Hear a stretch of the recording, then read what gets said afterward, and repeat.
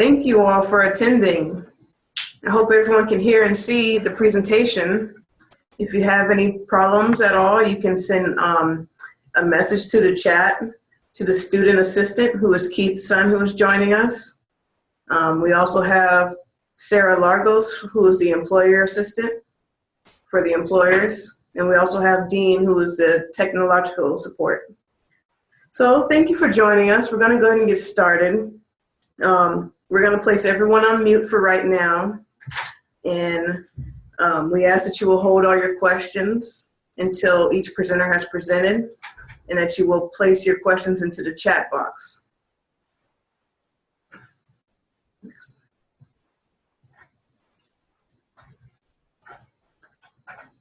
So if you're having any difficulties hearing or seeing the presentation, please submit those concerns to the chat box to Keith's son, who says student assistant. If you're having trouble locating this, you can click on participants and you will see each participant. You may click on each person and you will be able to send a private link, private chat message. So our featured employers today are going to be U.S. Customs and Border Protection, Chick-fil-A, Network of International Christian Schools, Team CFA, Virginia Commonwealth University, and Crossroads Foundation. Please note that we are recording the session. Please make sure that you use the chat box to communicate with participants as well as the student assistants. You may also use the tool called Raise Your Hand to ask questions verbally. When we see your hand, we will then identify and we will ask, you will be allowed to be unmuted to ask your question. So again, welcome everyone. This is our third annual virtual career fair. Thank you all for joining us. Again, we ask that you will hold off on your questions and that you will submit questions to the chat box. So we have everyone on mute right now. Just an overview of what to expect. We're going to have each employer talk for about 10 to 15 minutes. They will talk about opportunities that are available, what to expect for the workforce, and other things related to employment.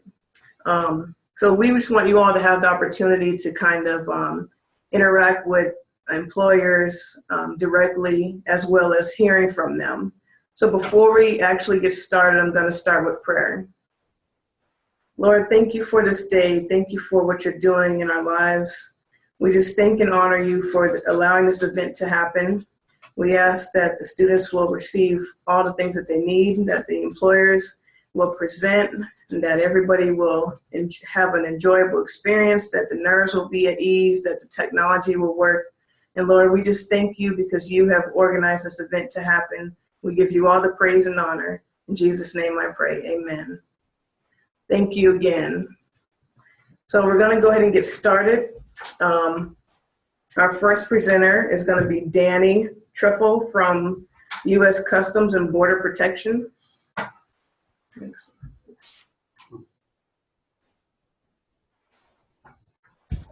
Okay, can you hear me? Yep, we can hear you, Danny. Do I have control on the presentation then?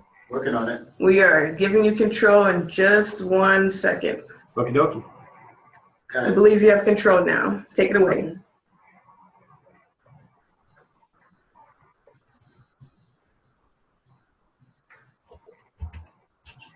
It's not doing anything.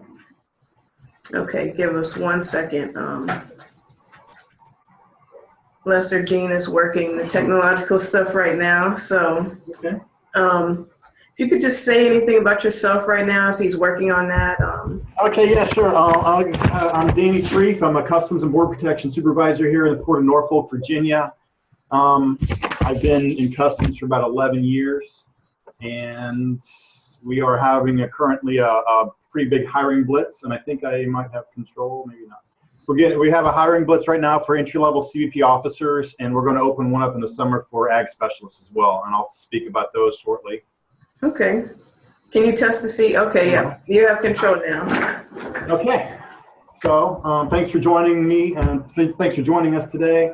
Like I said, I'm here at Port of Norfolk, Virginia right now. CBP, we are the men and women in blue.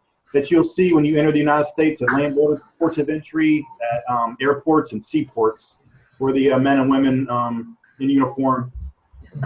Our main mission is to prevent terrorists and terrorism from entering the country. We also enforce a lot of different agency rules throughout the government for like FDA, USDA, etc. And we also try to find illegal trafficking of people, narcotics, and contraband. I started at Detroit Metro in 2005 as an ag specialist, and then in 2007 I became an officer, and then 2013 I was promoted to a supervisor here in Norfolk. I got a couple. I went to college at University of Tennessee, Michigan State, University of Michigan. I was going to be a provost, but then somehow I got funneled into to law enforcement. So when I was in graduate school at Tennessee, plant protection and quarantine, PPQ, was a pretty big feeder for a lot of our entomology graduates. So I looked into that, and that's how I got into this line of work. If you're interested, you go to usajobs.gov. I'll talk about that shortly. I've been with the agency about 11 years.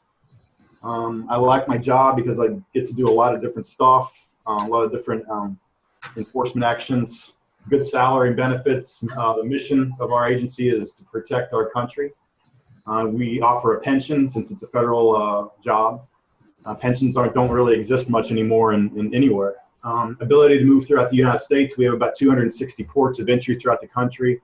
We also have overseas ports. We also have staff officers at other ports in the world. We have a good promotion potential, and again, service to our nation. Like I mentioned earlier, we have a hiring blitz for CBP officers right now, and we have on usajobs.gov, there are 18 cities that are seeking new officers. These are armed and uniform positions. We accept all majors. The law enforcement, we have enhanced law enforcement retirement for the officer position. It's a 20-year retirement. We have a new announcement coming out every month at the beginning of the month, from now until probably through August is what I was told. We hire at the GS 5, 7, and 9 entry level, and I'll explain that in the next couple slides. We also have recruitment incentives for several locations, and that would be 25% of your base pay for 3 years, or $10,000 federal student loan repayment for 3 years. We also have coming open this summer for people with biology or chemistry or any kind of science backgrounds, agriculture specialists. And this is going to be for all geographic regions throughout the United States. They're uniformed, but they're not armed. You need 30 hours of science-related coursework, and again, 579 entry level. And we also have the same recruitment incentives. The process to come on board is any major. We accept any major. You don't have to be criminal justice or law enforcement. Just 3 years of general work experience, no felonies, no conviction of domestic abuse. It's a drug-tested position, so obviously no drugs. You take a written test. If you do well on that, then you go to a panel interview. After the panel interview, you got to go through a background and polygraph. And there's some general physical fitness requirements. The entire process from going online to USA Jobs and filling out the initial application to coming on board at a port is about 6 to 8 months currently right now. So it's a kind of a long process. It's not like you apply today and be working next week. Oh my goodness, I'm making people cry. All right. Okay, so you come on board as either GS5. GS5 is that would be somebody with just 3 years general work experience or a 4-year degree with no experience. GS7 is those with superior academic achievement. I believe it's if you're on if you're in an honor if you're in an honor group, or you have a high class rank, or you have a GPA of over 3.5, you come on as a GS7. If you have a master's degree or above, you come on as a GS9.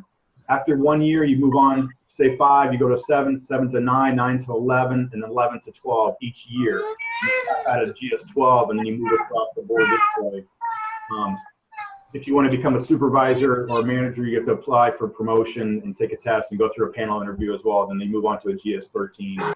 Excuse me, Danny. Let me interrupt you real quick. Yes. Can everyone put their devices on mute, please? Okay. I can talk later about questions about salary and stuff, but that's usually the biggest thing people talk to us about job fairs about. This is for base pay, and this is for your general U.S. If you're at different locations, you have a higher locality rate. Say you're in Detroit, you would be at 24%. Okay, moving on. What our expectations are, we have professionalism, obviously, vigilance, and integrity. Those are our cornerstone for our agency, what we believe in.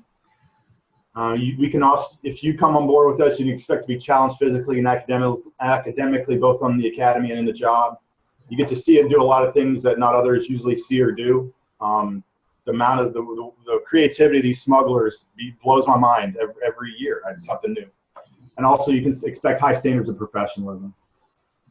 CBP.gov is our main open source for the public. Local office is right here. Anybody got any questions? At this time, we'll take questions. You can either submit them to the chat box to the student assistant, or you may click the raise hand button to be unmuted. We're going to also regain control at this time.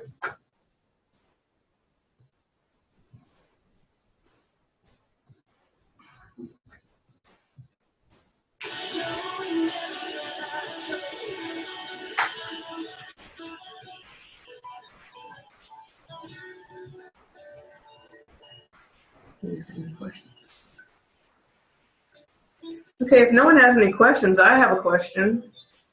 Sure. Okay, what is your entry-level positions? The officer and the ag specialist right now. I mean, those are what we're hiring as a blitz. We were mandated by Congress to hire 2,000 new officers last year. We're about halfway through that process, so we're still looking to hire another 1,000 by the end of the fiscal year, which is October 1. Wow. Okay. But I mean, it's all throughout the country. For the officer right now, we have 16 cities. They're mostly in the Southwest U.S.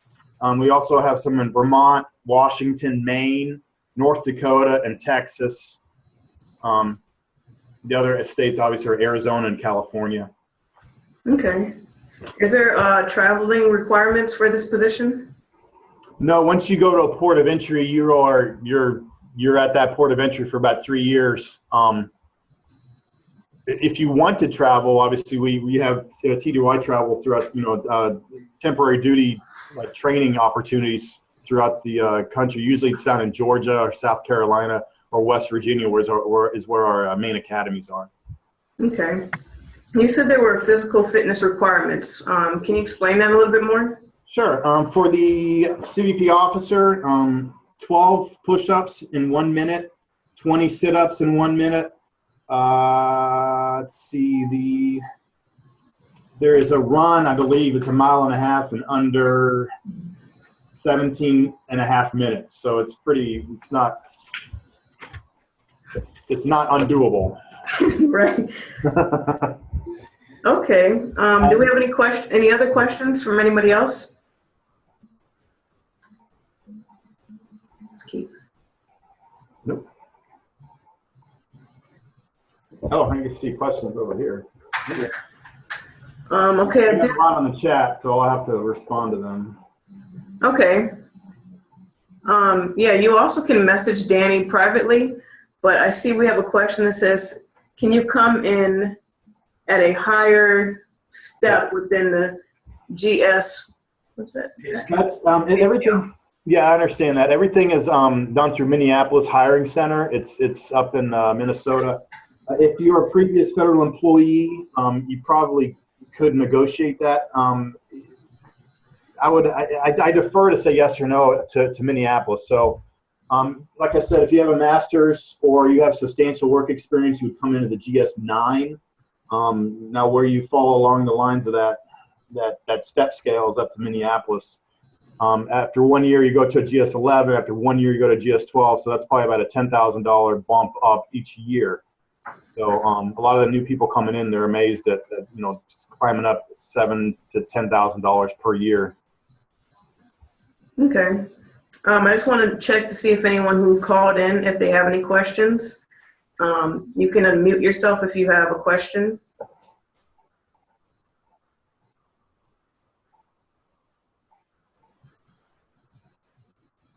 All right. If not, we're going to continue with the presentation. Okay, let me mute. I believe we don't have any further questions, so we will continue to mute everybody from now. And we will continue with the next presenter. So our second presenter will be Megan Norrell from Chick-fil-A. Megan, can you hear us?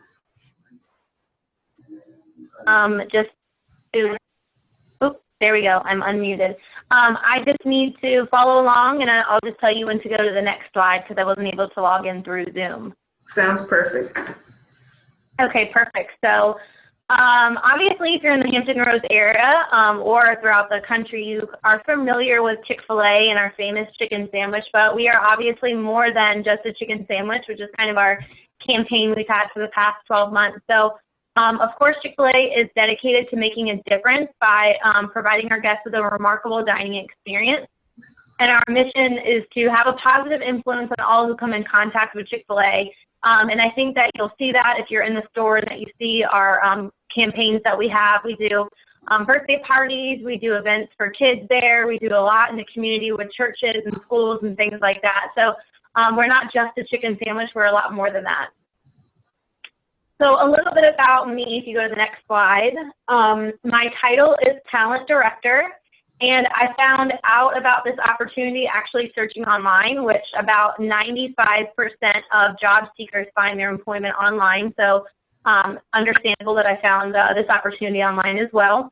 Currently, you can find all of our opportunities on Indeed.com, which is one of the largest and widely spread and used job boards today. I have been employed a little over 2 weeks, actually, but plan to be with the company an extremely long time.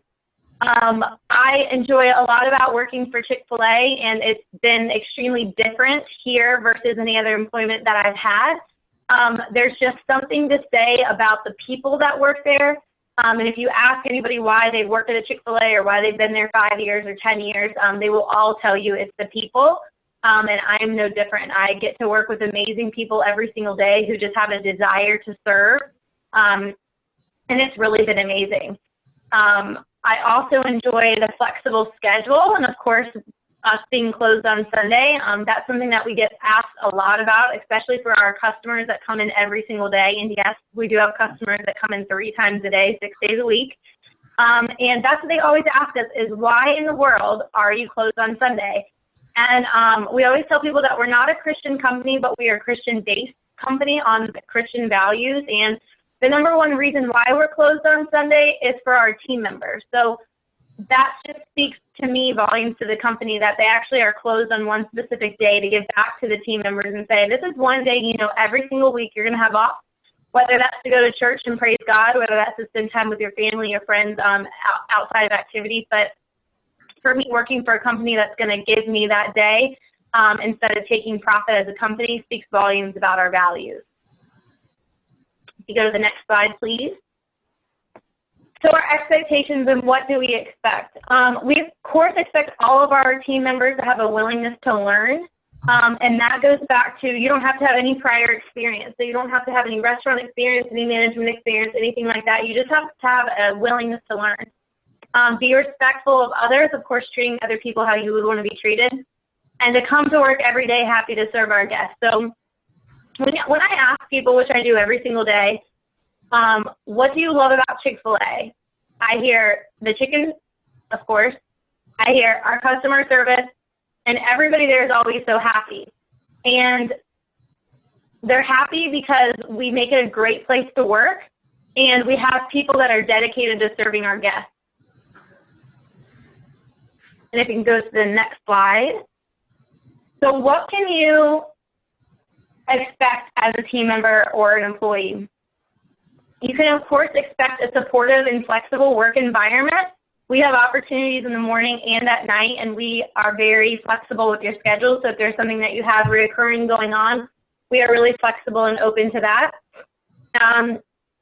You can also expect a company where you have opportunity to move up and grow within the company if you work hard and you're dedicated to our mission, vision, and values. So it is very simple when you're onboarded at Chick-fil-A. We give you all of our expectations on what we expect from you, And it's really up to you as a team member to prove to us that you would like to move up within the company, and it's all laid out there for you. So if that's something that you have interest in, it is there. You just have to do the work. So the next slide, just to give some information on how and where to reach Chick-fil-A. One thing that has not been mentioned about Chick-fil-A, and you may or may not know, is that we are all individually owned and operated, so none of the Chick-fil-A's are linked together at all. So when you talk about applying for Chick-fil-A, you're actually applying at each individual location. My role is a little bit different in the fact that I am actually hired by 2 different Chick-fil-A's owner and operators, and I recruit talent for both of their stores. So our locations that we recruit for are the General Booth location at Dam Neck and then the Independence location at Haygood. So ways that you can reach Chick-fil-A in general would be just through an online search. You can call into our 1877 number. You can view our website. Or below is given my direct email for how you can reach me directly.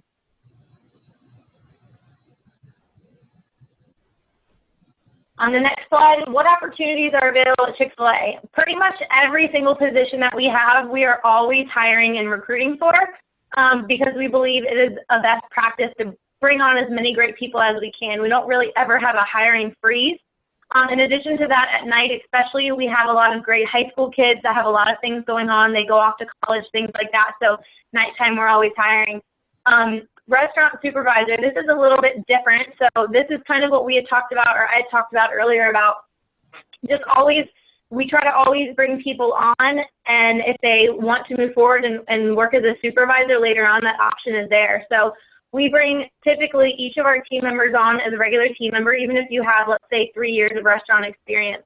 And some of the owners and operators and all of the general managers have all started at the bottom, so to speak, as being a team member. So we bring on everybody typically as a team member. And then if you're interested in supervisory positions when you start, then we can lay out a plan for you of what that's going to look like. And we have morning times and nighttime shifts available. Our morning shift begins between 5:30 in the morning to about 9 in the morning. That's the start time. And then those shifts run typically to between 2 and 4 p.m. And then our night shifts pick up between 2 and 4 p.m. and they let out anywhere between 9 and 11:30 p.m. just depending on if you're closing, and if you are closing, how long it takes to kind of get the restaurant clean and out for the night. And if you go to the next slide, what is something about our company that you can't find on the website? So that was an interesting question, and the one thing I think that most sticks out that you can't find on the website is a family really that you gain as coworkers if you join our team. And if any of you have work experience, some of you have probably worked at places where you feel like you've connected with some people and that sort of thing, and it's really great to go to. But Chick-fil-A is really different in the fact that it really is like an extremely tight-knit family.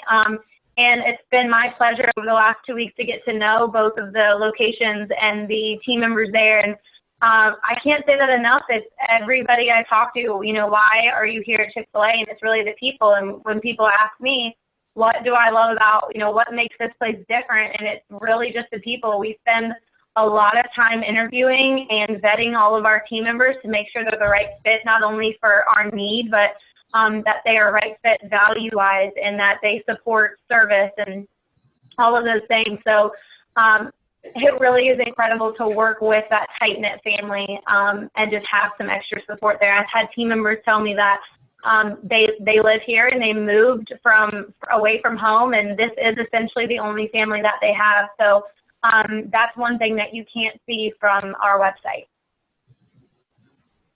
Okay. With that being said, if there are any questions, you can submit them now.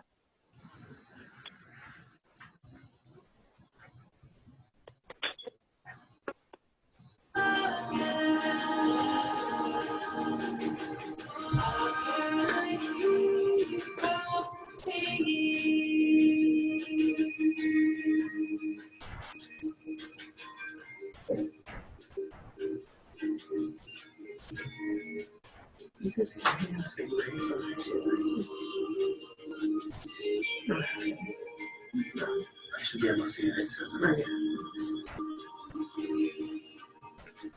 So if you have any questions, please submit them to Keith Sun, who is the student assistant. You may also use the tool that says raise hand to be unmuted, and we will allow you to ask your question. Denise Miles has a question. Okay, we have a question.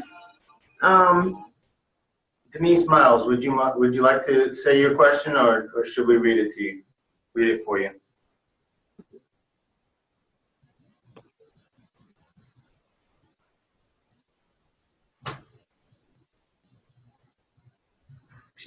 Okay. Okay, so The question is, what's the difference between a good employee in your organization and a fantastic one? So is a great question, and that's actually something that I've been working with the operators on figuring out so that I can recruit great talent. So a good employee is just somebody who kind of does their job, no real complaints, but just kind of goes through the motions, does their job well, but nothing really extra. And what we say at Chick-fil-A, a great employee or team member is going not the extra mile, but the second mile. So not only doing your job and doing it well, but connecting with our guests and remembering the people's names that come in every single day and remembering their order and just having that connection with the community, not only helping yourself when you're busy, but looking to your other team members. Not only how can you serve the guests, but how can you serve this family that you're working with, and how can you help out as much as possible? A great employee doesn't mean that you're available 24/7 or that you're open to working in the front or the back or anything like that. It's just your personality and your desire to serve not only the guests, but your team members as well. Great answer. For those who have called in, do you have any questions? You may unmute yourself.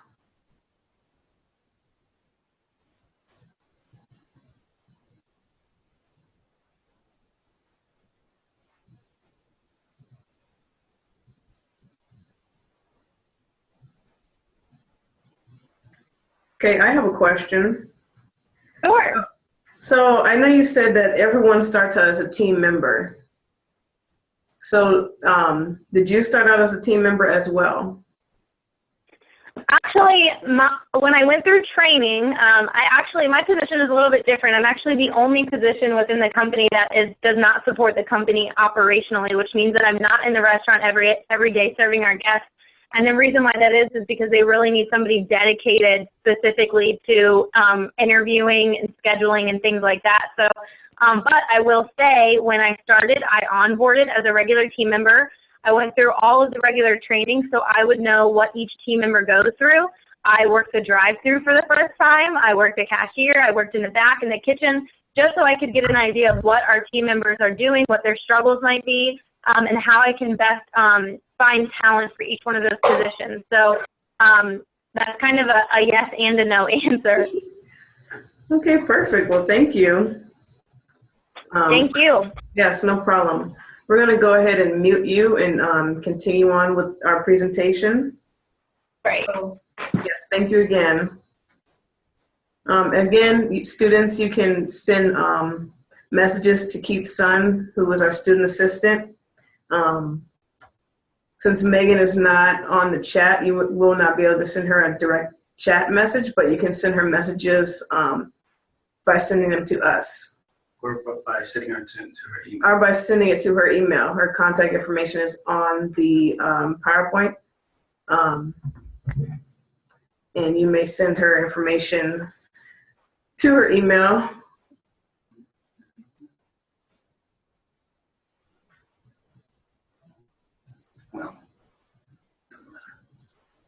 Well, either way, we will get that information to you all after the presentation.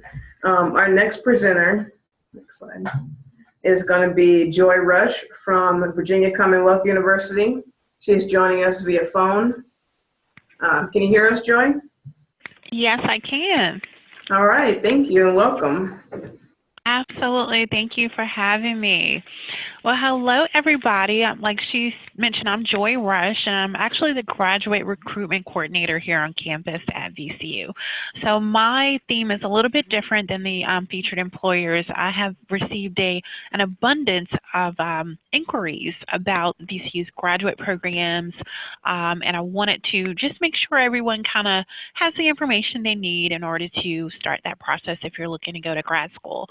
If you are looking on the employment side of things, I didn't list the website here, but before I get into the graduate admissions details, the employment website is www.vcujobs.edu. So that is our employment website, and I recently just been on it just to prepare for this event today, and we do have a lot of different opportunities available. So if you're looking to work at VCU, definitely should check out the site. But on the graduate admission side of things, we do offer about over 140 graduate programs at this time. We have almost 10,000 graduate students currently, and 10% of them are actually international students. So we have a very diverse graduate programs here on campus. A lot of them are ranked #1 programs. We have many that are within the top 10. So you will definitely get a high value of the programs that we have to offer, of course. You probably know a lot about, the medical school, as well as their School of Dentistry, School of Nursing, and of course the #1 art school in the country is right here in you guys' backyard. We're only, about an hour and a half away from you guys. Not even that much. I think maybe about an hour 15. So we're very local. You can actually go to the next slide.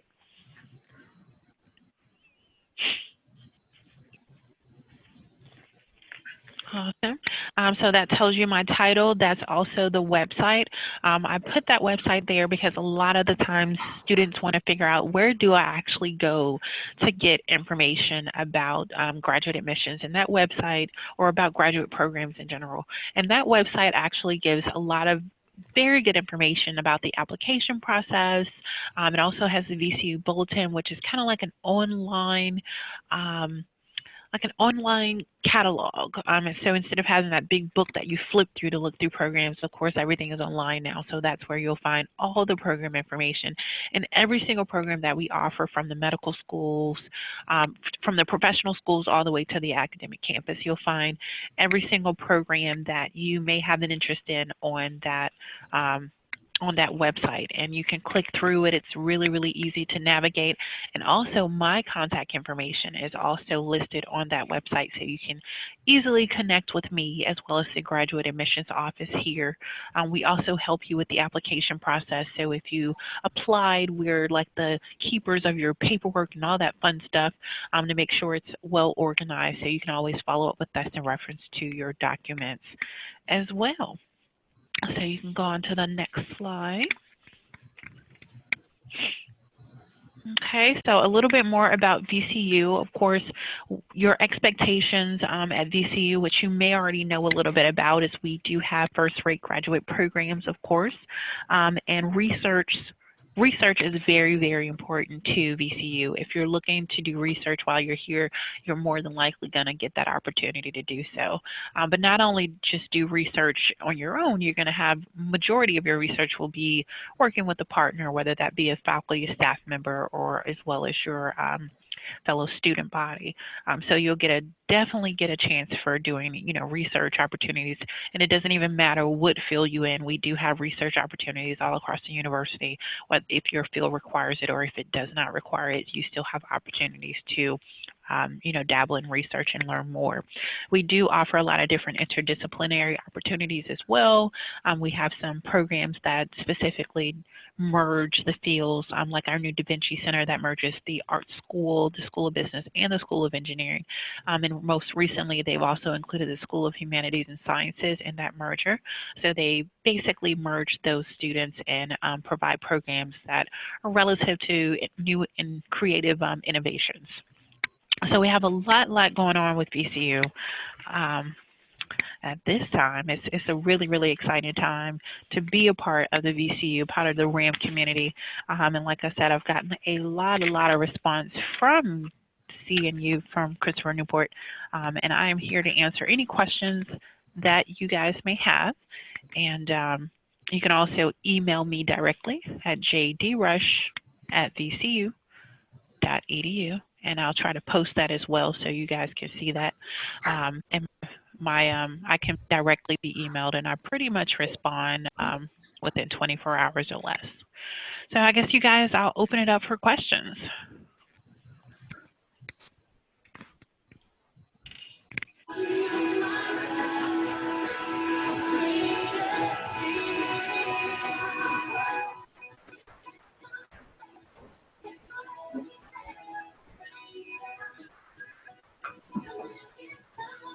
Question. All right, I believe we have a question. Question says, when is the best time to submit a graduate application? May, August, or December? That's actually a really, really good question. I'm so glad she asked that. Okay, so the VCU Bulletin, and actually I may be able to get you that direct link to post, because the VCU Bulletin has every single date and deadline listed for each program. Let me give you that website. It's bulletin.vcu.edu. And I would suggest, of course, if you're looking for graduate programs, to select the graduate bulletin and enter the program that you're interested in.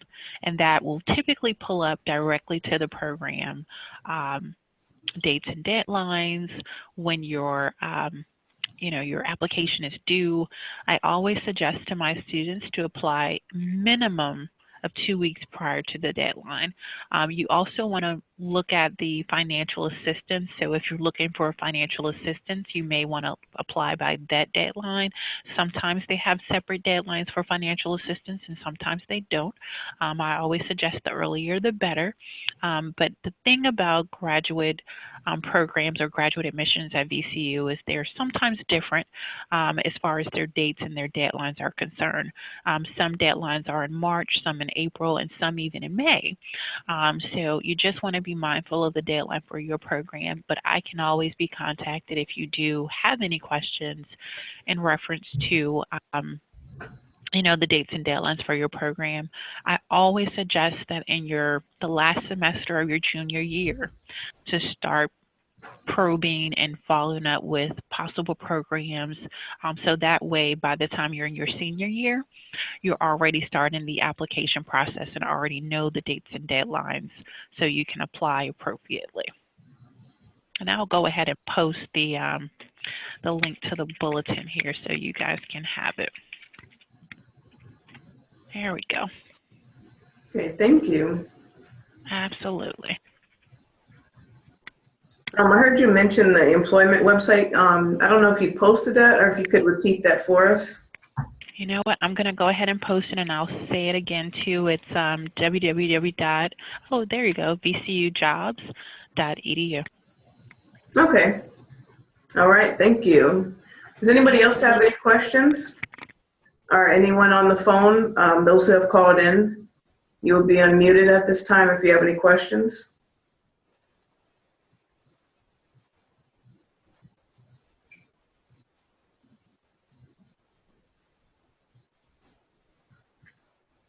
All right, well, thank you again, Joy.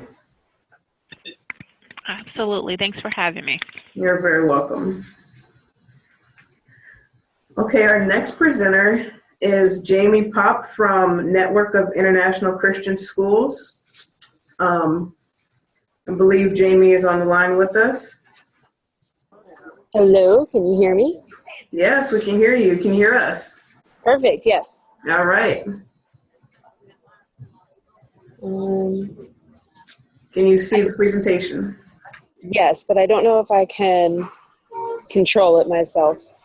Okay, we can actually pass the control over to you, Jamie.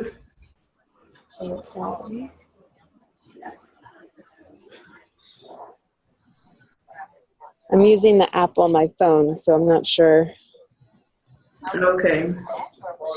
Oh, wait. JPNIC. Yes. See it on the list over here. I'll see it. Okay, we're probably just going to go ahead and control it for you. Just Okay, let us know when to go to the next slide. that's fine. All right, perfect. Okay, so I'm Jamie Pop from the Network of International Christian Schools, or NICS for short. We are a network wide of 18 schools in 15 countries, and we serve the purpose of providing quality education for students overseas that could not get it otherwise. And we are a Christian organization, so all of our school is done in English with a biblical foundation. Most of our students that come to us are not believers when they start, and the purpose is to hopefully reach them for Christ as well as their families. We currently have over 4,800 students in our network and almost 1,000 teachers. And our classroom sizes vary, so it depends on what school you're in, as well as our school sizes. On average, they're about 200, 250, but some of them can be pretty large and some of them can be very small. So it honestly depends. All of our schools are so different. Go ahead and switch. There we go. I pretty much covered all of that. We have been around for almost 30 years. We started in a school in South Korea, which is still being used right now. Our director and President Joe Hale, he started this network from just his family, his kids, and some of the other local missionary kids. And then it blossomed into what we have now. Our home office is in South Haven, Mississippi, which is a suburb of Memphis. But I actually live in Lynchburg, so I'm not too far from you guys either. Go ahead and switch. So that is my information. I am our East Coast recruiter. So I cover all of the schools and universities on the eastern side of the state. I go as far as Michigan, Kansas, and then the whole eastern side. I'm originally from New Jersey, so I am an East Coast girl. I started with the network in 2011 after I graduated college.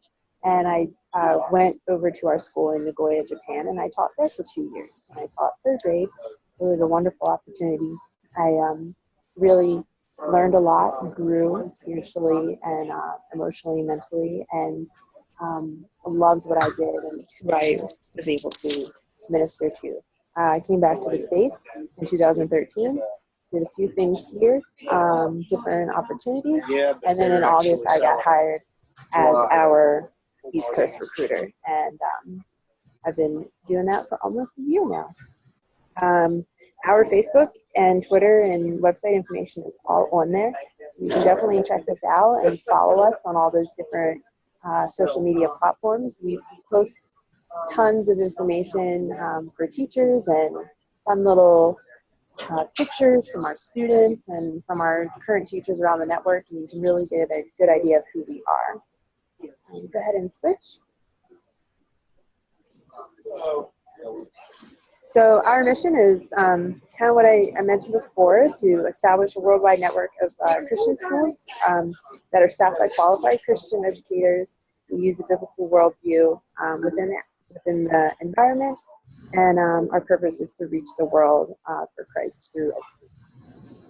Okay, switch. This is our network's information. It's kind of the same as mine, but that is specifically for our home office, which is in South Haven, and then some of the phone numbers there. But if you have any direct questions, you can definitely contact me. I probably would answer a little bit faster and than someone else. Then switch.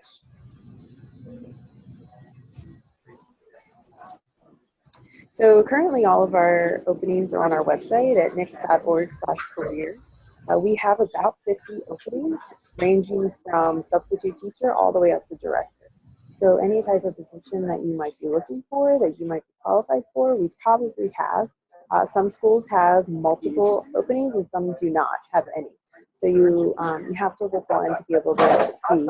You have to apply directly online to our website. I don't accept any resumes. I'll be glad to look at them, but I don't personally accept them. Everything is done online. There's a whole process that you go through involving getting references and filling out different types of information. Because everything is done online, you need to get as much information about it as possible probably be invited to Skype with some of our placement officers and our directors before you actually get hired. So it is a bit of a lengthy process.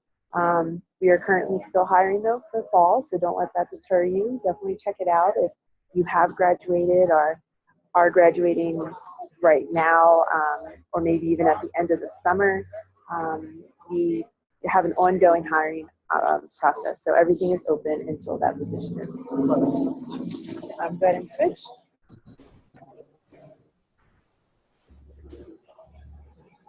So this is the qualifications that you might get for our business managers, which take care of all the financial side of our schools. It's pretty much the same though for our administrators. They do need a bit more of experience. We don't generally hire straight out of college or without any of that specific experience with those types of positions.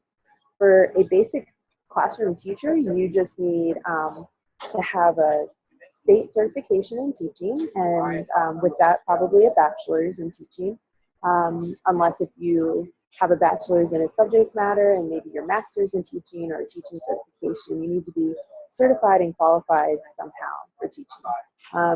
If you are not certified in a state, Virginia or any other state, but you do have ample teaching experience, whether it be substitute or classroom teacher, we will help you actually get a teaching certification through ACSI, which is the Association for Christian Schools International. They have a process that we use during our orientation program, which will actually be happening in about a month for all of our new teachers for the fall. And that process helps you teach in a Christian school, and then it will help you get overseas and get into the classroom. Some schools, however, do not accept that, so it's really a case-by-case basis. We strongly encourage our teachers to have qualifications. And it also helps our schools provide the best quality education as possible. Go ahead and switch. Are there any questions? All right, if you have any questions at this time, you may submit them to the chat box. You may also submit them to Jamie privately by clicking on her name and sending her a private message. We ask that if you do receive any private messages that you read them aloud so that any other students may have the same answer.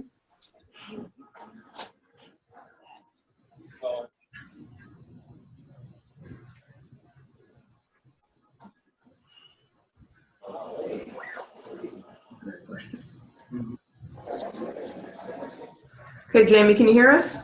Yes, yep. Okay, we have a question. It says, what would your employers say are the top three? What would your employees say are the top three reasons they love working for you?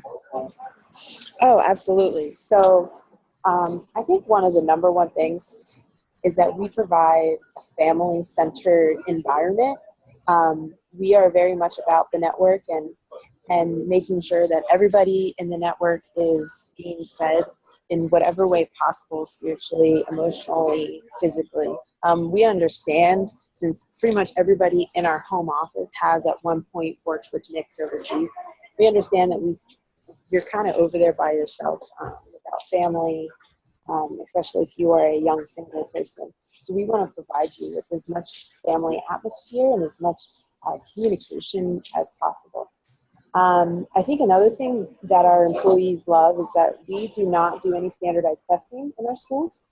So our schools are basically focused on flexibility in the classroom, as well as truly teaching your students and investing in them. So you are not teaching to the test. You do not have to worry about making sure that your students are prepared for some big standardized test. We do map testing, which is solely for the benefit of the teachers. So we do it 2 to 3 times a year. You can check the progress of your students. But other than that, you are able to just focus on your students. And I think the third thing would definitely have to be just the sense of adventure that you gain. Most of our teachers haven't been in the missions field before, and so they're just picking up their lives and just moving away. That was what happened to me. I had never done anything like that, and straight out of college, I was 21 years old, and I moved 7,000 miles away from my family. and what an adventure it was, and what a leap of faith it was, and it truly grew me. And you'll never come back the same person.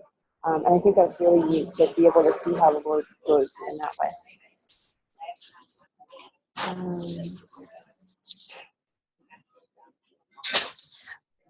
I got a message that just asked what areas in Virginia art schools are located.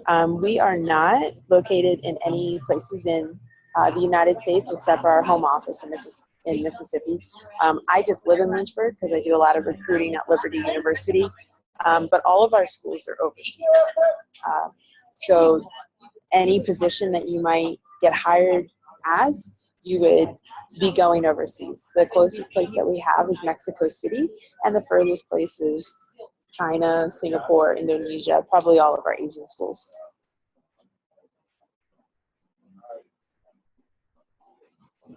Oh, you're welcome. I got another question. Oh, I love these questions. Do we have any schools in the Middle East? Yes, we have one. It is in Ankara, Turkey. It is a fantastic school. It is actually part of our Oasis branch. So we have a branch that runs parallel with NICS, but it is still operated by us, and they are called Oasis schools. They are schools that are located in closed countries. So they're run a little bit differently.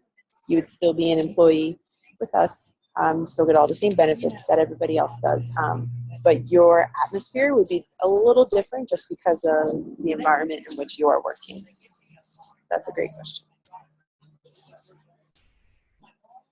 And then I got another question. How long is a position usually last? Our initial contract is 2 years. It helps you get over the culture shock as well as the shock of teaching first year in a new place or even teaching first year altogether. After 2 years, you are asked each year if you would like to renew your contract. So if you want to stay for third, fourth, fifth, however many years after that. We also have a lot of people that do move within network. So if you choose to start in one school, after 2 years, switch to another school, it would be a new 2-year contract and then yearly new renewals after that. Another question reads, how does housing work while you're living overseas? So we provide housing for you. We will find it for you. We will give you a roommate if you are a single person coming in. If you are a family with children, then obviously you'd be living together in a house by yourself. But we would find it for you. Some of the schools can actually afford to pay for the housing for you, so that would be part of your benefits package. Some of the schools cannot, so they would take it out of your check most likely for you. But in most cases, the apartments or homes are owned by the school and then just rented out to you. So they have been used for many years by NICS. So they're pretty much in good shape. You get the basic amenities as well. So a bed, a refrigerator. You don't have to, bring a stove with you or anything. But all of that is worked out with you before you make the decision. So if there are things that, you want to work out, then that can happen as well.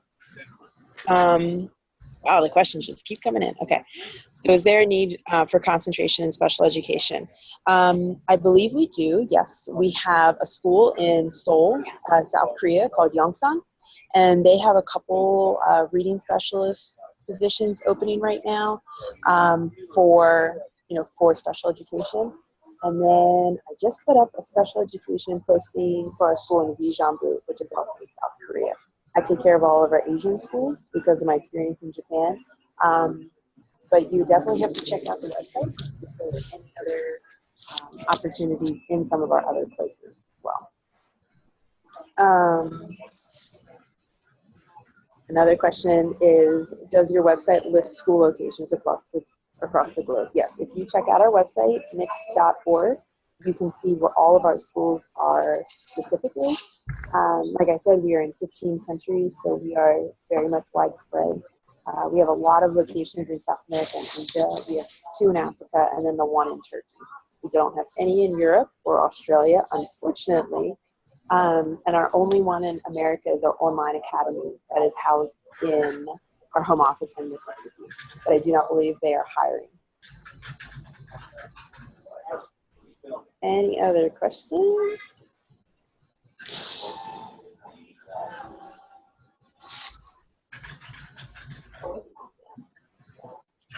I am not seeing any more on the chat. Okay.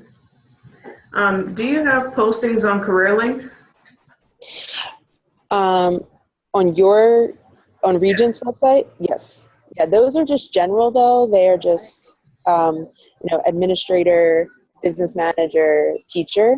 So they're on there, but it will tell you to go to our website to check it out as well. We're also on Teachers Teachers, Missions Teach, and ACSI. Okay. Thank you, everyone, for asking your questions. Just want to make sure if there's any more questions, please ask them now. If you called in, we will unmute you to ask your questions.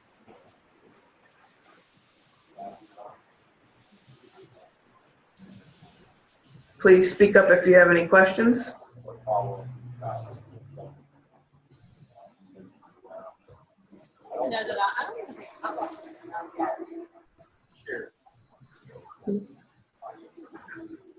Who has a question?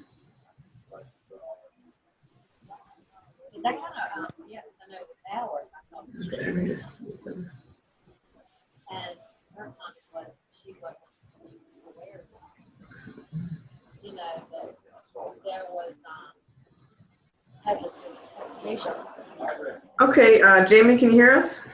Yep, I can still hear you. All right, I think these are all the questions for now.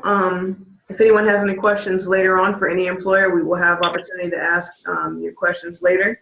We're going to continue on with our next presenter. Thank you for everything, Jamie. Thank you for your information. Yes, thank you. Yes, no problem.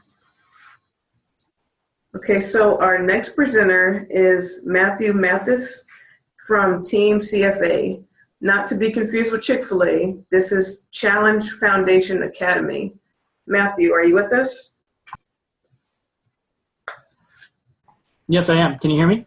Yes, we can hear you. Excellent. Well, first I wanted to thank everybody for attending this career fair. A lot of good presentations, and I hope to continue that. So Team CFA, just kind of a little...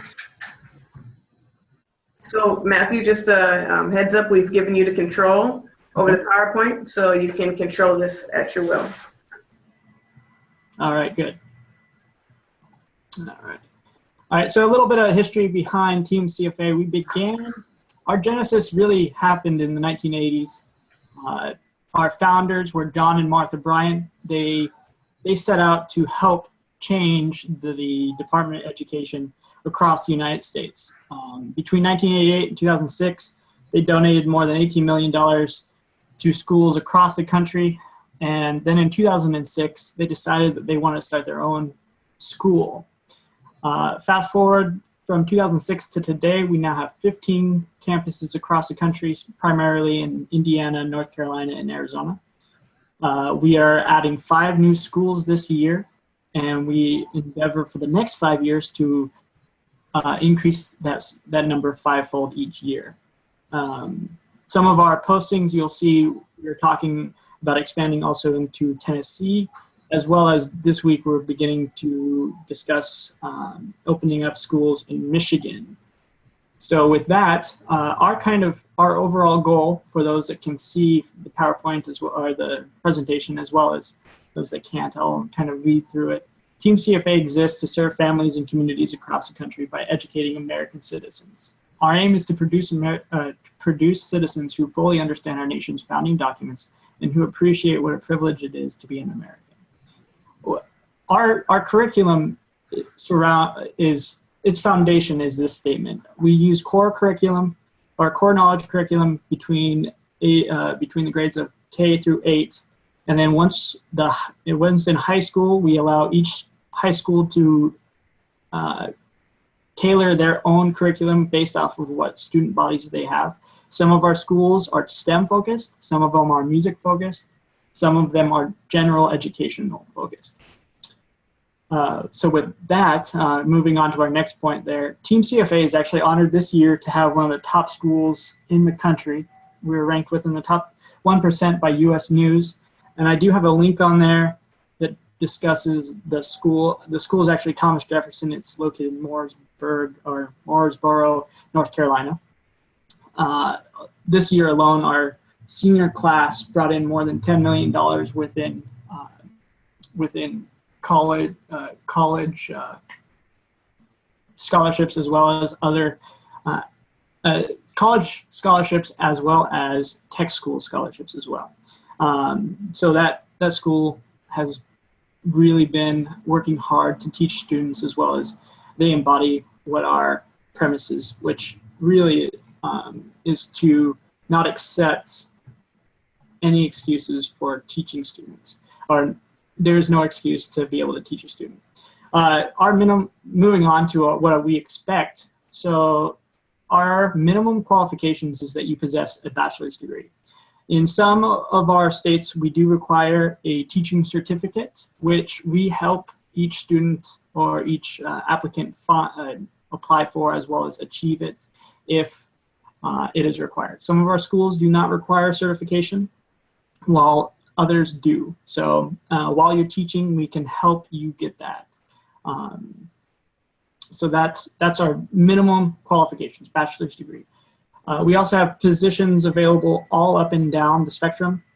We have school directors, we have founding directors. There are different school directors, maintain current schools. Founding directors help lay the groundwork, as well as help run it in the first 3 years once it's established. As I said before, we are expanding rapidly, so founding directors is really important for us to be able to find, and that has a little bit more qualifications. 3 years of proven educational leadership experience is what we look for, as well as some other ideas. You can find my job announcement on CareerLink that discusses more for what we seek for school directors and foundational directors, as well as if you have any questions, I can send that information to you, as well as our other positions related to teaching and other areas like that. Our current openings, as I talked about, we have openings across the country, and we do have some more. So if you're interested in any of these, you can contact me directly, and I can help you through the whole process. I am in charge of recruiting for every one of the schools across the country. So bear with me if I'm not able to respond right away once you email, but I will get to you. So that's our current openings. Our benefit packages. We offer a competitive benefit package where we pay in the top 50% in each state, professional development opportunities, as well as competitive benefits, which include medical, disability, and retirement plans. And we're able to do this because we're privately managed but publicly funded, so a charter school. And what that allows us to do is we're able to cut down on some areas where cut back on some areas, but then increase classroom spending, as well as help you with your salary and other benefit packages, and specifically incentives based on performance. So with that, if you have any questions, please feel free to ask. And you also have my email on the presentation.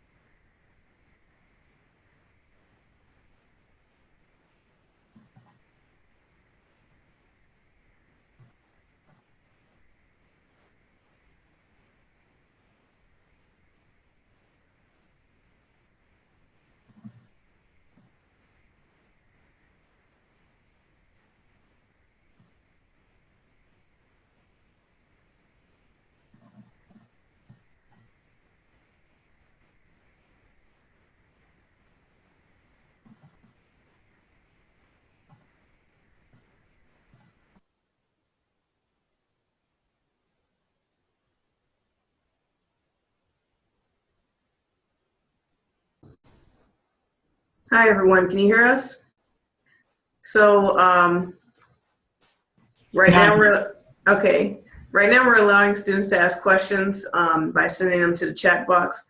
We have a question on the floor. The question was from Denise. The question states, what are the characteristics of an outstanding candidate for you? Willing to teach and accept no excuses. That's it. If we want to go more into that, what we look for is somebody that's committed to this, committed to teaching, as well as really being able to go that extra step. That extra step being every one of those students that steps into that room, and our class sizes range between 15 to 25 students. Every one of those become your responsibility. If you're willing to take that responsibility upon yourself, you become an excellent teacher. Okay. So have you had, were you previously a teacher as well? And if so, can you share a situation of conflict that you handled? I have only substitute taught, and I didn't really have any conflicts, but there are always personality differences. And so what you have to be able to do in those kind of situations, so personality conflict that I can tell you about in one of my substitute teaching events was I had a student that was very outspoken, and he loved to challenge authority. So I just simply talked with him, found some common ground, found what he wants to do after he gets done. He was an 11th grader. What he wants to get done once he gets done with his high school, and we were simply able to overcome our differences that way. And so it's simple communication. Great answer. Thank you. I'm going to allow just a few more minutes for any students that have any questions. Please feel free to submit your questions.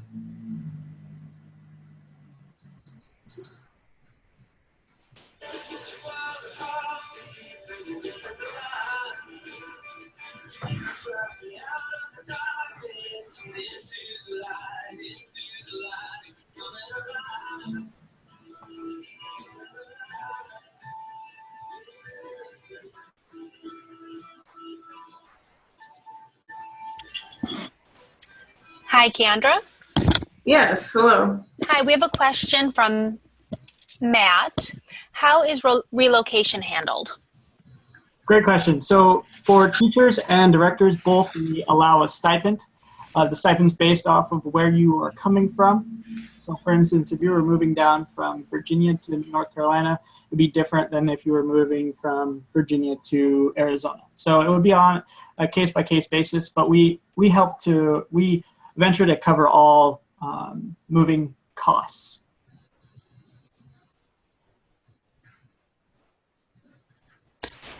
Great, thank you, Matt. And actually that question was from the student by the name of Joyce. Oh, thank you, Joyce, for your question.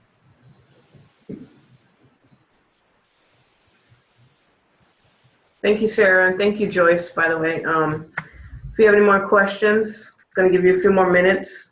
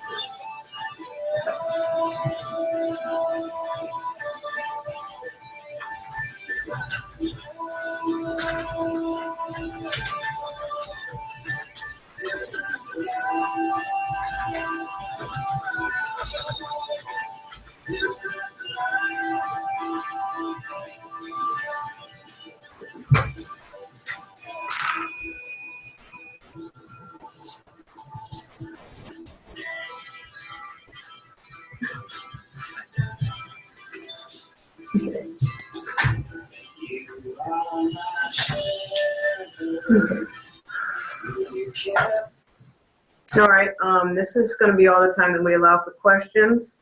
Thank you again, Matt. Thank you for presenting.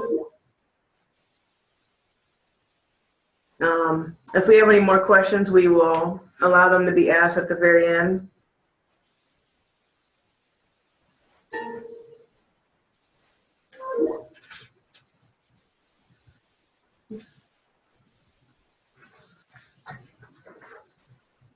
Can you still hear us, Matt? Or are you muted now? Yes, I can. Okay, well, again, just thank you. If we have any questions for you, we'll ask them at the very end. All right, thank you. Thank you. Okay. You can go to the next slide and just let us in. Okay, so just going to move along with our presentation. Crossroads is actually a company based in Hong Kong. So it's actually 3 a.m. there right now. So as we give them some time to prepare their presentation, we're going to just kind of talk about what we have available on CareerLink. So as students may know, we offer a system called CareerLink. The way you get to CareerLink is by going to our career services page, which is www.careerservices.com/CS. And there will be a green box to the right that says CareerLink. And basically what CareerLink is, it is a tool to help employers connect to students. So everyone that's presented today is also on CareerLink. So if you are looking for job postings, you go to CareerLink and it will help you find the employers that were featured on today's presentation, as well as other featured employees. So just a little bit about that is once you go there, you can create a profile. You can take an assessment that will help you cater your own strengths and understand your strengths and challenges that you may face in the work environment. You can post your resume on this tool. You can also post a cover letter. And if you need assistance with that, we do offer we have career coaches here on campus. We also offer scheduled appointments for people who are online. We offer tools such as Skype, Google Hangouts, and any other platform such as the one we're using right now. And we also connect with you via telephone. So if you're not on campus, we also can communicate with you online as well. But if you're on campus, you would come to the Student Center. We're located in room 235 in the Student Service Center. I messed that all up, but we're career services, so that's why it all got jumbled up. Anyways, you would come here and we have coaches available to help tailor your resume, help you understand the basis of a resume and cover letter. We also offer mock interviews. So you can also look at tools using CareerLink. There's a tool that I love to use called the Resource Library. It's under Resources, and you go to Resource Library, and in there you would find different tools such as Career Explorer, Career Finder, Resume Builder. And you can just type in keywords. So for example, if you're a theater major and you would like to search how to create a theater resume template, we have templates available. And you would just kind of search through and find resume templates that are available. You would download it and they would ask you to open. They're all pretty much in Word documents. So if you have Word, you'll be perfectly fine. Some of them are PDFs as well. And there's also a tool called the Resume Builder, which is basically a tool that helps you build a resume from scratch. It will ask you certain questions like objective statement, experience, education, and it will kind of guide you how to go through this process. Your resume will be left online. It'll be made available if you choose to make it available to employers to see, and they will have that access to them. So that's kind of, some of the things you can do on CareerLink. There's also a tab that I also enjoy using. It's called Career Advice. It's again under the resources. And Career Advice tab basically will help you with resumes, interviews, job marketing. And once you click on the link, it will take you to another internet browser page, and it will show you different tips, articles on how to construct a resume, how to prepare for an interview, what you need to do before and after. And it will just help you basically create all of these things. So that's just kind of CareerLink. That's a tool that we use. For those of you who have had appointments with us, we kind of show you that tool. It's very easy to get to. It's located on our Career Services page. Another way to access Career Services page is going through your My Regent portal. Once you go through My Regent portal, you will go to Students, and it will be the third link. It will say Career Services. You'll click on Career Services. You will sign in using your My Regent name and username password. And that will pretty much take you to our page and to sign into CareerLink. So those are some ways to find employers, post your resume for employers to find you, and also have some different resources available to you as well. So our sixth employer who is going to present is actually Johanna Halvorsen, and Crossroads. I'm going to tell you just a little bit more about them. They're a Hong Kong-based nonprofit organization. Their goal is to connect people in a broken world. As their name suggests, they try to be a crossroads. They bring together those in need and those who can help. The representative who is going to speak potentially is a Regent alum, and she's seeking other Regent students. We've worked with them in the past, and we do have a video that we can play. Go to YouTube. So we have worked with them before, and it's pretty incredible what they do. I think the video would actually show more than I could explain. And I found this video just on YouTube. It's one of our archived files that we've done. Let me just go to YouTube.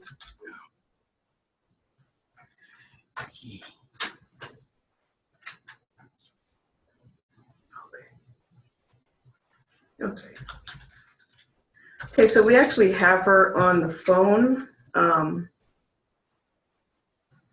and she's going to be on speaker. So we hope that you can hear this. We have it as loud as we can have it. Joanna, are you there? Yes, I'm here. Okay.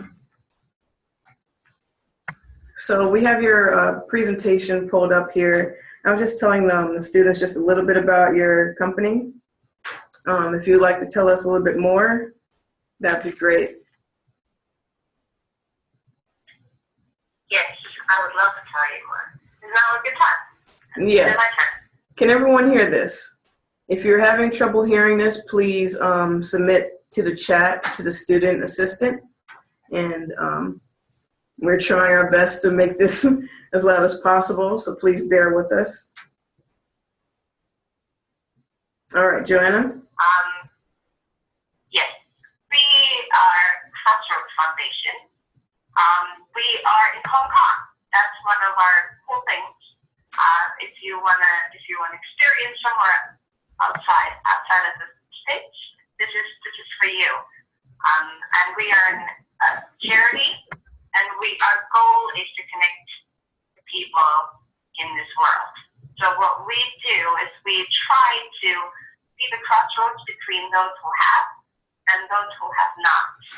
And we do this in a multiple of ways, which I'll explain in a moment. But our goal and our heart is to serve those who don't have so much, who are in need.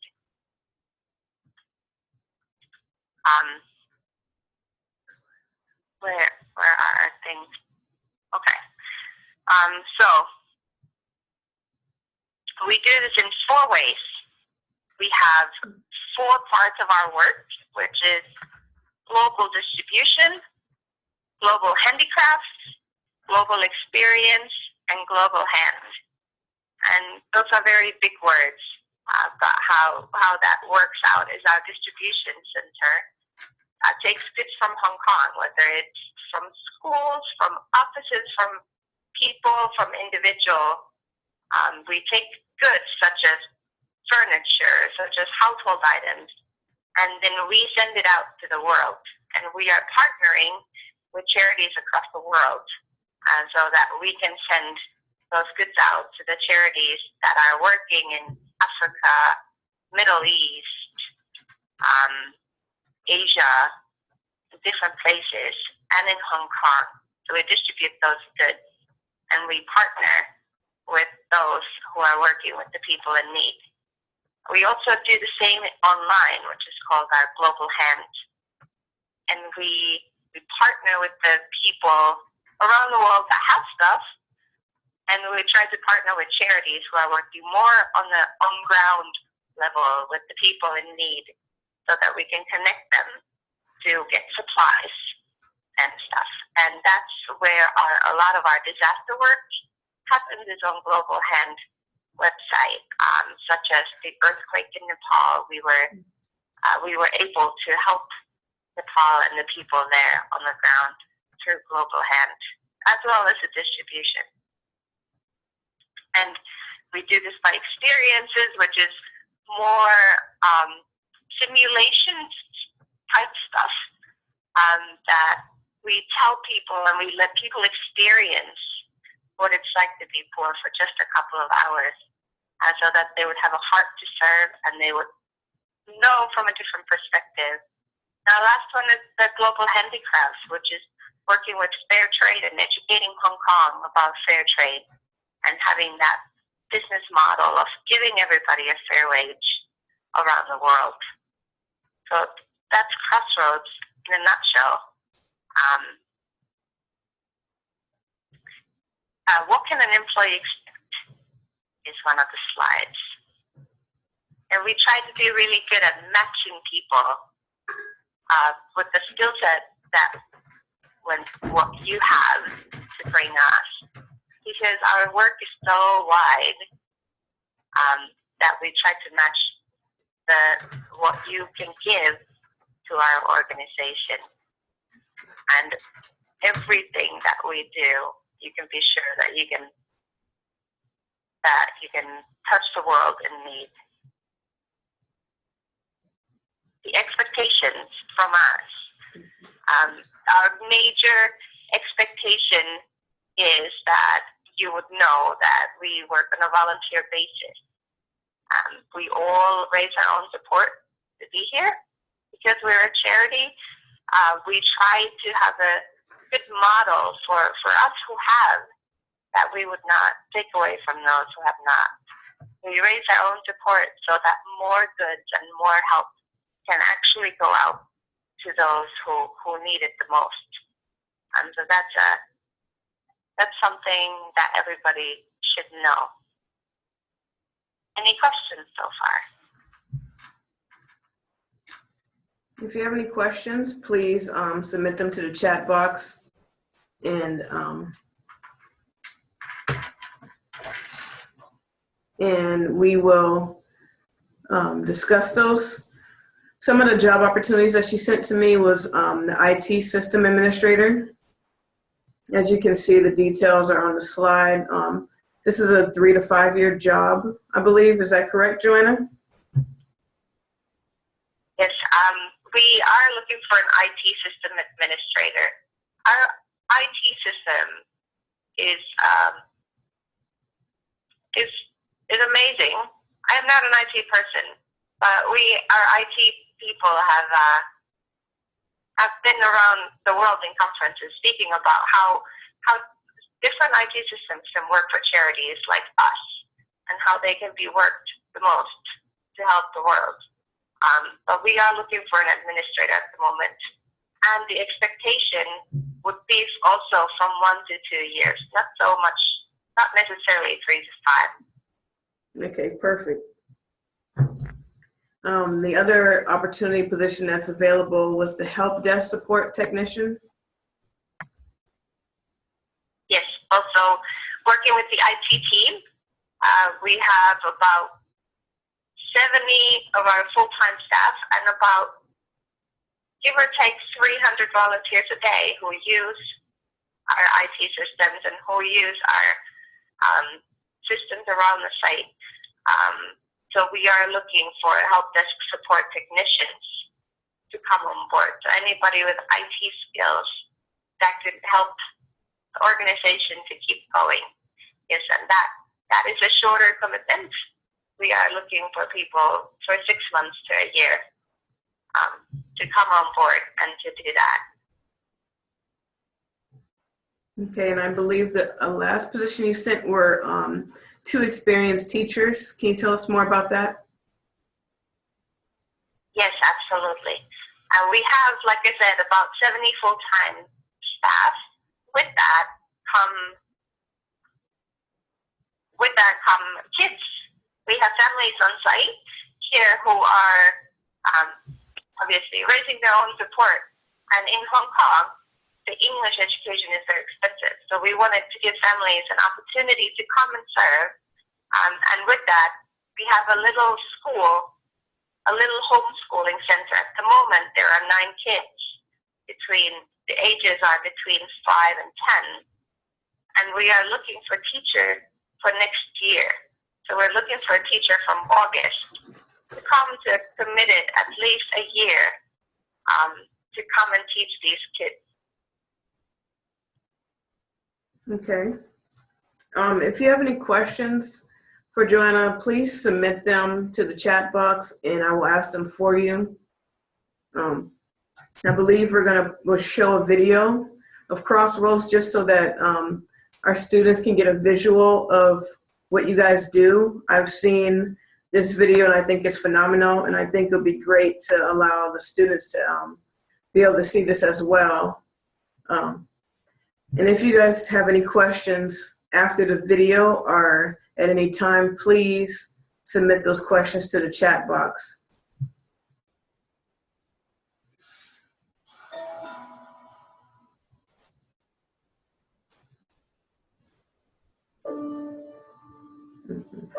What is that?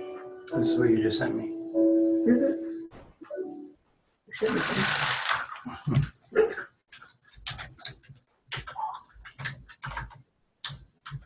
be. The link? I sent it to you. Mm-hmm. Where is it? It's it says what is Crossroads? Just type in Crossroads Foundation. Yeah, that works too. Yeah, the first one. No, can they see that? Can you pause it? Okay. What you see behind you here, it's not a border or a checkpoint. What you see is actually part of one of the simulations we run here at Crossroads. But before I tell you about that, first let me tell you a little bit about who we are and why do we do what we do. Text her, You see know, if as an we can see that. organization, we have said that this world was disconnected. We saw food on one hand, while people not being able to access it in the other. We saw medical equipment and resources in one place. Those needing it again, not being able to connect. We thought, why? Why can't we help connect these needed resources? And so that birthed the first part of our work, which we call global distribution. What we do in this compartment surplus material and we redistribute it locally and globally to people in need here around the world. This, as a group, came across something else that we noticed. We realized that not only were resources available to people. All right, we're going to try to play the video. We understand that some people may not be able to hear it right now or see it, so we're trying to make sure everyone can see and hear the video. The volume is as far as it's going. I cannot see any here. Okay, let's try it again. Yeah. Is it desktop? Yeah. All right, let's try it again. House is full of goods, and in the same breath, we saw people. You pause it. Okay, yeah, you did.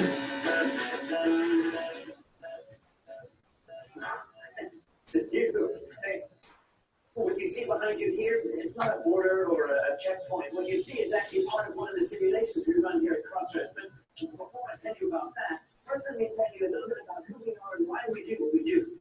You know, it's an organization. Did you share the screen? This world was disconnected. We saw food on one hand, while people not being able to access it in the other. We saw medical equipment and resources in one place. It's okay. Not being able to connect. We thought, why? Why can't we help connect these needed resources? So that birthed the first part of our work, which we call global distribution. What we do in this component is take surplus material and we redistribute it locally and globally to people in need here around the world. This, as it grew, came across something else that we noticed. We realized that not only were resources available regionally, but we saw all around the world there were warehouses full of goods, and in the same breath, we saw people in need all around the world. And we thought, surely there must be a global way to connect needed resource. Again, we looked, we couldn't find a tool. We spoke to others and said it didn't exist and suggested we built it. And so the second component of our work is called global trade. And it's kind of like online dating between the corporate and NGO sectors. That's the second key piece of what we do. The third piece of our operations happened when we moved down to this location. We were told by many that it would be great to have tourists and others come and understand this work and see how this place is serving locally and globally. And we thought, well, if tourists and others come, what do we need? And we were counting, best it would be if we had items that we could sell to the tourists. So we thought, well, what can we sell? And then we realized that all the nations that we're serving, people were manufacturing items with insufficient volume of sales. We thought, great, we can buy. Can you stop the video? We can help the poor eat. Or do you want to just keep it? I'm going to send it. Okay. And others could do their job of shopping. And so with our trade, while it's just growing in the region, we actually amazingly have Hong Kong's largest fair trade shop on our site here, as well as a fair trade cafe. But the last piece, which you see behind you here, happened at our 10th anniversary.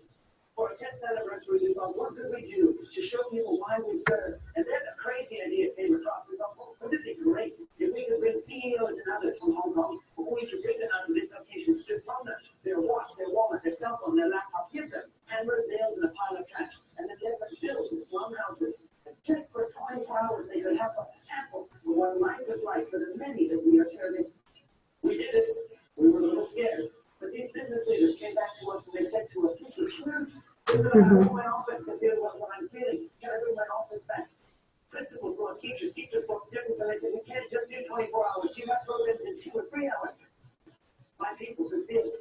And bit by bit, these programs began to grow, not only about poverty, but about refugees and displaced people, about HIV, visual habits, and other issues. And then the United Nations came back and said, please, could you bring the refugee simulation, which you see behind you in part, to Switzerland and run it for participants at the World Economic Forum. And we did. We packed our refugee simulation out, brought us to Switzerland, because these world leaders couldn't, in fairness, all be brought into a displaced person's camp. But they could, for a moment, step into the experience and understand the issue. We ran the simulation amazingly, had Sir Richard Branson, and the head of many other multinationals and organizations, including Ban Ki-moon, the Secretary General of the United Nations. This program was so effective, they said, could you run this for several years? Which amazingly, for the last few years, we've had the privilege seeing the heads of many of these agencies go through it, as well as companies. And it has been a delight to see some of these companies reorient their focus so that they could be assisting those in this kind of need. And actually, the demand has been such that we have been asked back here at Hong Kong if we could try to expand our footprint from tens of thousands a year to hundreds of thousands a year. And right now, ladies and gentlemen, what we are working on is developing a cultural and experiential global village. So in the future, you'll be able to walk in and see our refugee simulation running all the time, poverty simulation running all the time. HIV finds all of these programs running in one large global village. This is what we are doing, and this is what we invite you to be a part of.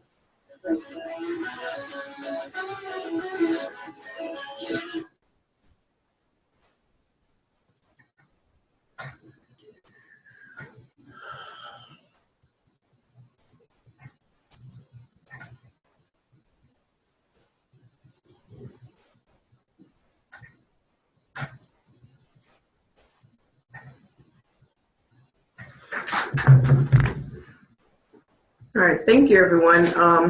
We're gonna send the link for the video so that everyone can watch it. It's been sent.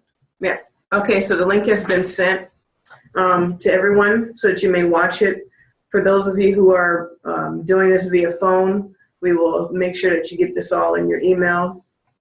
Does anyone have any questions for Crossroads?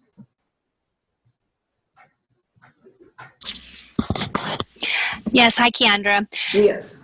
We have a question from Joyce, and she is wondering if the jobs would be available this fall as an internship opportunity. So I don't know if you heard that, Joanna, but the question was, will there be jobs available in the fall as an internship? I'm sorry, I didn't, what are the jobs available? Where? I didn't understand. The question is, the jobs that are available, will they be available in the fall for an internship? Yes, the internship that's a great question. So we take a bunch of interns in the summer. So we have internship programs. We have two in the summer. We have one starting soon and one in July. Internships are available for to come as a one-on-one basis. Absolutely. So that's just to email us and say that you're interested in an internship, and we will make sure that we get back to you. Absolutely. Okay, thank you.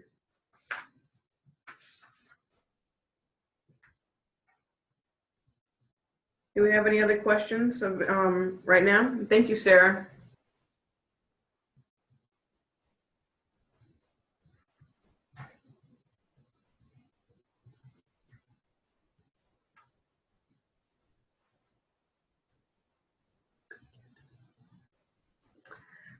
So another question would be, what would you consider a good candidate? That's a great question. Our heart is to serve those that are in need. So the first thing that we're looking for is really a heart to serve. We are looking for people who want to serve the world. It is on volunteer basis, so that's our biggest concern, is that you do want to serve those that are in need. And then after that come your skills, which we said that we try to match your skills to our jobs here the best we can. So that would be something that would come from you, is what you are good at and what you would love to do in relation to helping to serve the poor. Okay. We have another question. What was your major when you were a student here at Regent University? My major was education, and I've actually been teaching as well as doing this kind of recruiting HR stuff. Yeah, I've been a teacher here at school this whole time. Okay. How did you find out about Crossroads Foundation? At Regent, actually. At Regent, I went to school with David Begbie, which I believe was the voice in the video. And he also studied at Regent, so that's how we got connected. I heard about it, and we've been connected ever since, and we love the work that Crossroads does, and that's how we ended up here ourselves. Wow. And do you have any postings on CareerLink? I'm sorry, I did not hear that. Do you have any job postings on our Regent Career Link? That's a good question. We did, but I don't actually know if we have any at the very moment. We will make sure that we get these 3 at least in there so that we can put them up. Okay.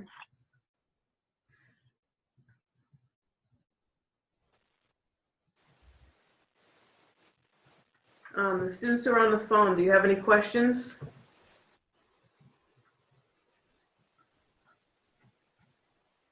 Okay. Well, thank you again, Joanna, for your presentation. Thank you for talking with us. I know it's a lot later there, so we do appreciate this. Yes, thank you so much. You're welcome.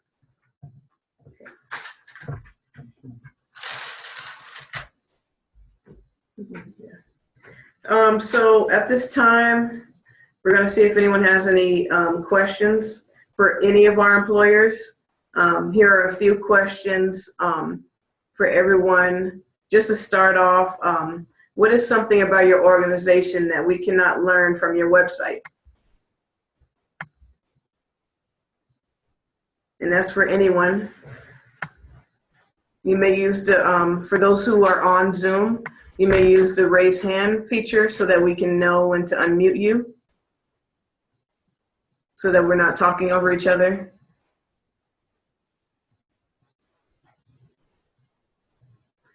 Okay, we can just start in order. So Joanna, what is something about your organization that I cannot learn from your website?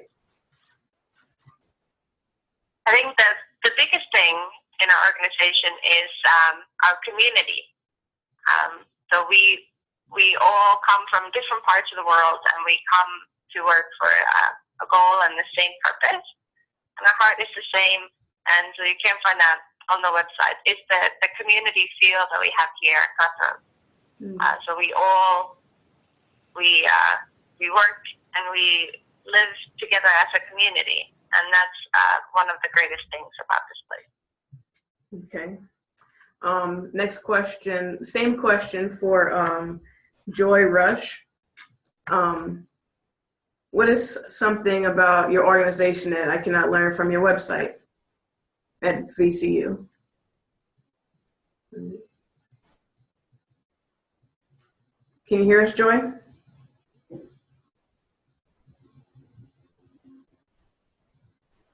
Okay, the next employer,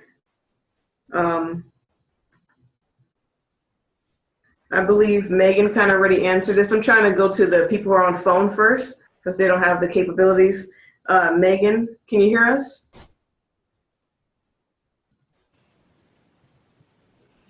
Yes, I can hear you.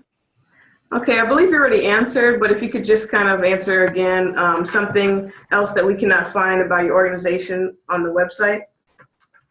Sure. Well, as I mentioned before, it's really just a family-like culture that you gain working for a Chick-fil-A. What another thing that is nice is they each Chick-fil-A is run differently, but both of the Chick-fil-A's that I'm responsible for, there is a discount, and one of the locations you get one free meal for each shift that you work, which, you know, if you're working 7 hours, that's an extra, $1 an hour that you essentially are making.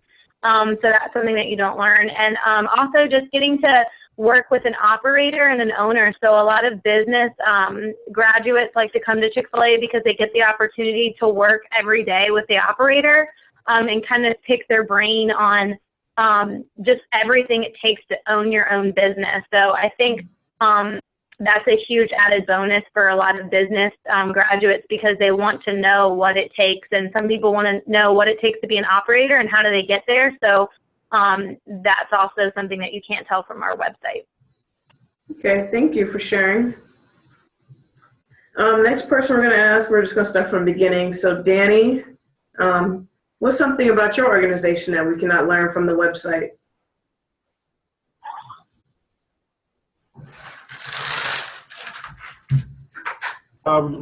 Basically, what we're looking at in the future for our agency, we're opening a lot of pre-clearance stations throughout the world. because our philosophy now is we want to stop the threat before it even enters the country. So we have officers stationed at right now at London Heathrow Airport. They interview passengers who want to come to the United States. If we find anything derogatory with them, then we just their ticket is null and void, and they don't get on the plane. We're going to be opening up offices the next 2-3 years in Sweden, in Amsterdam, throughout Southeast Asia, also in Central and South America. So that's something that's on the pipeline coming up. That's not really on our website right now. Okay, thank you. Jamie, are you still with us? Same question, something about your organization that we cannot learn from. Yes. I think something that you would learn is the mission field is very small.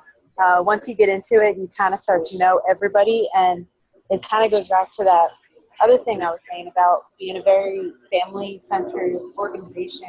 It's not so much just our network, which we are very family-centric, but it's also just the missions world in general. I've met so many different people from different organizations through training, through our orientation program, through our Facebook groups, and just being able to understand what it's like to live in other parts of the world where you're not at really helps to grow you as well. Okay, thank you for that. Next person, the same question is Matt. So something that you don't learn necessarily from our website. So we actually have an extensive English as second language program. And that's something that we love to share with. And I would like to take a moment and tell a story about that. This last year, we actually brought in a class of 15 fully Spanish-speaking students that were in kindergarten. By this time, from the fall to this time now they are speaking full English and can have a full conversation with you. So that right there emphasizes our ability to be able to teach any student and the drive that our teachers have. And so that kind of, in a nutshell, is something that you don't necessarily get from our website.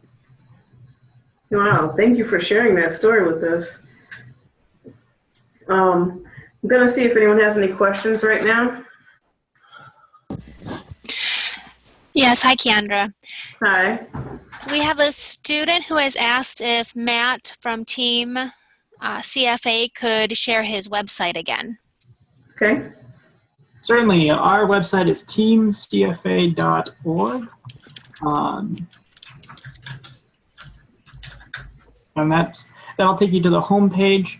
If you want to find our positions, you just simply go to Get Involved from that website, and you see all of our current openings.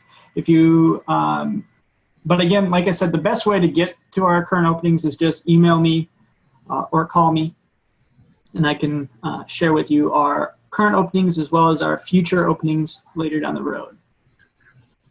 And what is your email address? My email address is mmathis, so MMATHIS @challengeachievement.com.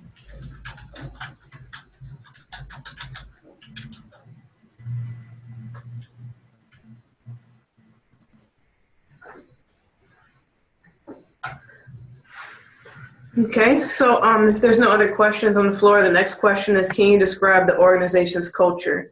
We can just start with you, Matt. Certainly. So our organizational culture really dates back to our founder, John and Martha Bryant, who, John has a famous saying within our organization that there's no greater career than that is which you educate the future generation. So that is kind of our whole culture focus there, is that we're always striving to find our students' weaknesses and help them improve. Okay, thank you. Danny, same question for you. Can you describe the organization's culture?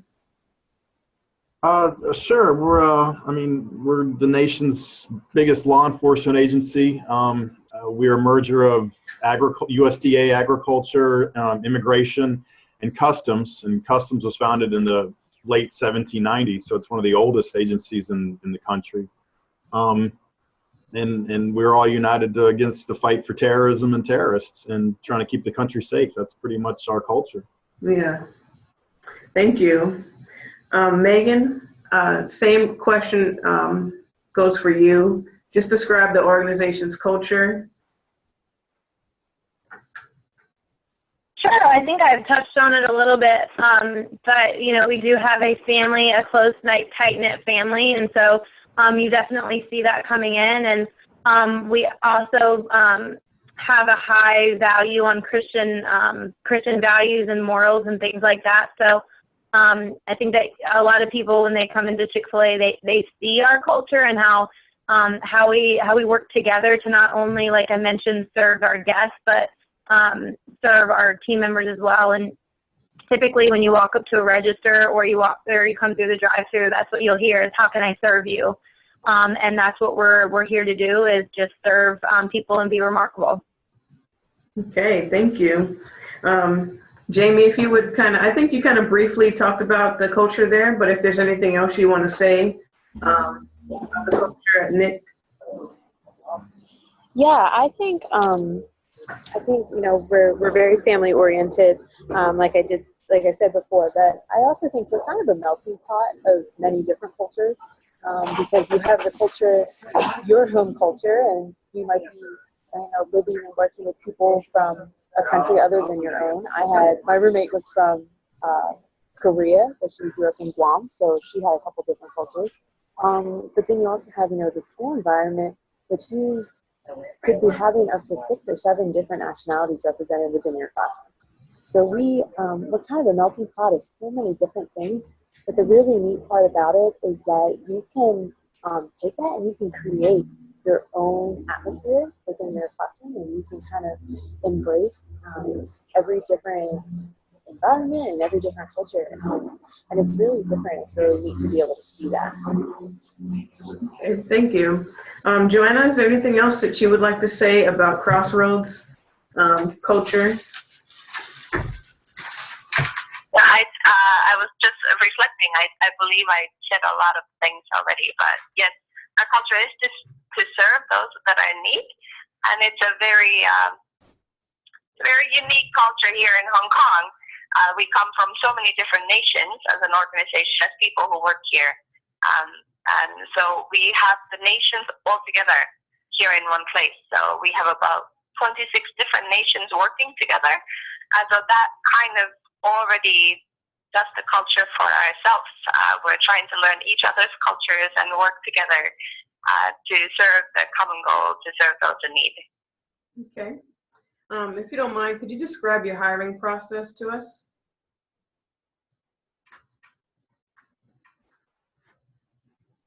Was that me first? Yes. Yes, our hiring process is very easy and simple. So you email us and we will send you an application. The application is pretty thick in my opinion, and then we'll get a lot of information of you, and then we have a couple of interviews before you get here. Okay. And I'm just going to kind of ask you this last question as we're beginning to wrap up. Why did you come to work for the organization?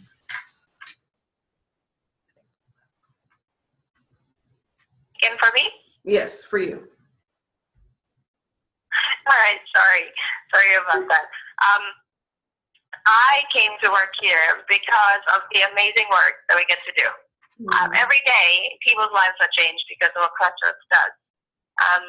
Just yesterday, we had a story from Uganda and how what we did here at Crossroads in Hong Kong was able to help an orphanage and get a school started for those who don't have money to go to the regular school. How we can help those people, or that the way we could respond to the earthquake in Nepal, or the way we can help those people in the Middle East. That's why I came. I think it's amazing what we get to do every day, and we get to touch people's lives, but we get to give them give them something to live for, something that they have possibly never had before. And that's why I want to keep going with this. Thank you. Thank you again. And the same question for Matt. Just why did you come to the organization? And if anything, you want to say briefly about the hiring process? I came to the organization because, well, I was actually recruited out of the military by John Bryan, by the founder of the organization. It's just a truly, I guess, high payoff job, being able to see students that, you know, can succeed later on. There's no greater joy than that. Okay. Anything you want to say about the hiring process? For us, it's actually really quick and easy. You simply send your resume to me, and I help you along the way. And it's unlike any other organization in that, you know, we keep it really quick and simple. As soon as you send us a resume, you're talking to a director. They're making their decision and helping you find the best fit. There is one. If there's not, then they just simply give you a quick answer as to how you can apply later. So. Sounds good. Okay, Jamie, why did you come to your organization and anything?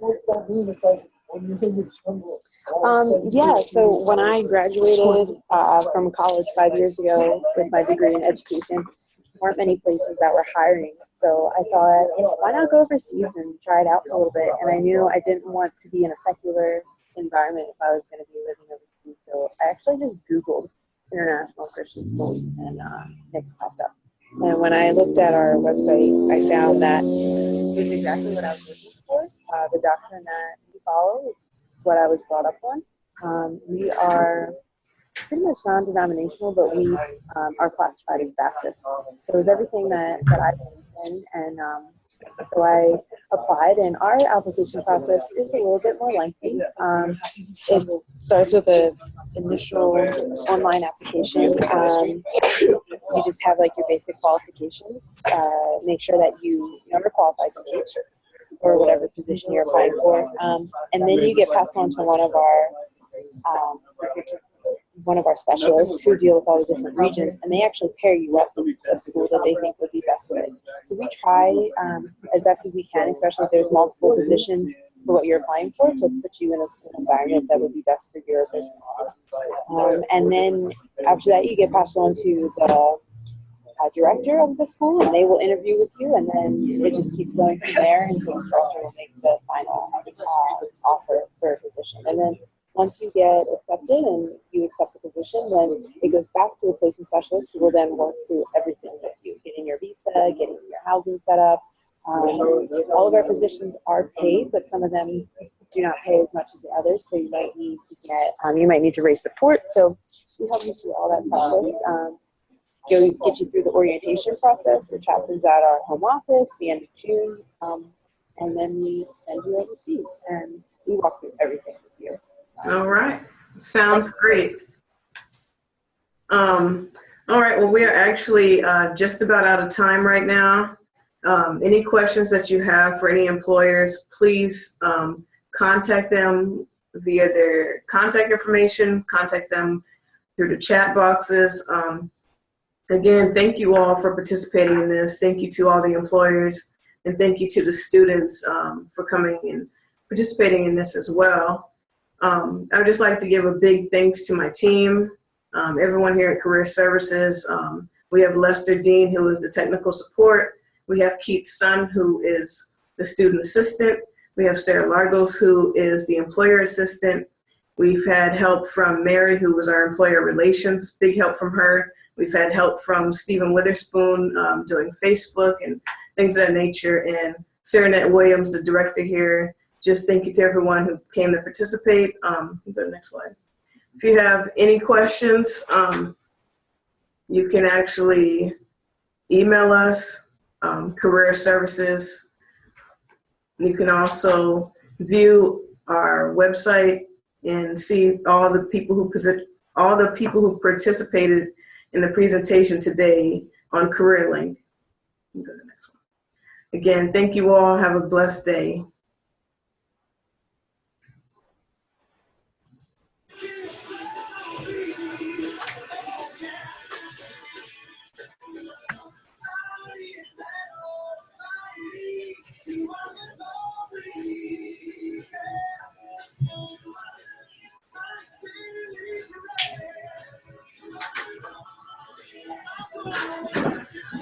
Is it still recording? Or?